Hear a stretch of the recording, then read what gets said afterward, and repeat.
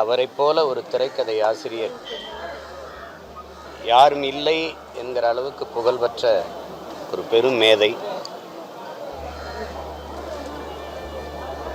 அவருடைய திரைக்கதை முறையை பின்பற்றாது அவர் வருகைக்கு பிறகு எந்த படைப்பாளியும் இங்கு கிடையாது. திரைக்கதை இல்லை, ஒரு பல்கலைக்கழகம், அதில் படிக்காத மாணவர்களே இல்லை என்றுதான் சொல்ல வேண்டும். அவர் எடுத்த படங்களில் எல்லாம் ஒவ்வொரு படங்களிலும் அவர் தொட்ட கதையும் அவர் திரையில் சொன்ன அந்த திரைக்கதை முறையும் பெரிய வரவேற்பை பெற்று பார்த்தவர்களெல்லாம் வியப்பிற்கு ஆழ்த்திய காவியங்களை படைத்தார். எங்களுடைய அப்பா இயக்குனர் இமயம் பாரதிராஜா அவர்களுடைய முதல் மாணவனாக வந்து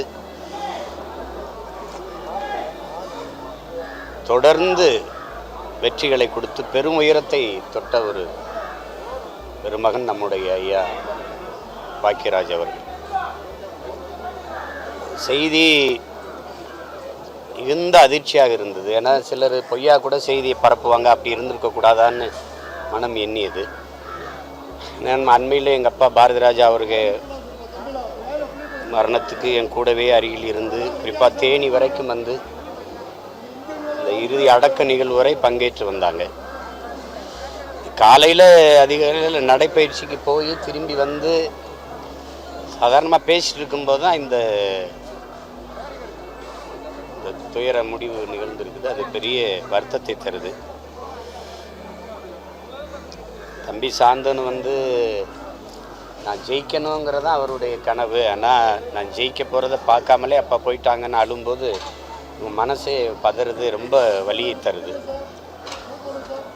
இவருக்கு மகத்தான ஒரு கலைஞனை, பழகுவதற்கு ஒரு எளிய இனிய மனிதரை நாம் இழந்திருப்பது ஈடு செய்ய முடியாத ஒரு பேரிழப்பு. ஐயா பாக்கியராஜ் அவர்களை இழந்து வாடுகிற தம்பி சாந்தனுடைய குடும்பத்தினர், உறவினர்கள், நண்பர்கள், திரையுலகை சார்ந்த என்னுடைய அருமை உறவுகள் எல்லோருக்கும் என்னுடைய ஆறுதல்.